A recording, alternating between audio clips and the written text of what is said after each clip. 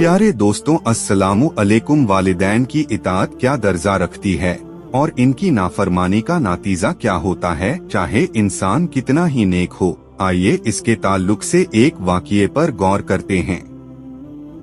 माँ की नाफरमानी की सजा। अल्लाह के वली का इबरतनाक वाक़या। रसूलुल्लाह सल्लल्लाहु अलैहि वसल्लम फरमाते हैं कि हमसे पिछली उम्मत में एक नेक शख्स थे जो अल्लाह के वली थे, जिनका नाम जुरैज था। उन्होंने एक गिरजा तामीर किया था और उसमें वो अल्लाह की इबादत किया करते थे, नमाज अदा करते थे। एक मरतबा हुआ यूं कि जुरैज अपनी नमाज में थे, तब उनकी वालिदा माँ आई और उन्हें आवाज दी कि ए जुरैज आओ, मैं तुमसे मिलने आई हूँ। जुरैज नमाज पढ़ रहे थे, जो कि नफली नमाज थी। उन्होंने सोचा कि नमाज मुकम्मिल करके ही वालिदा से जाकर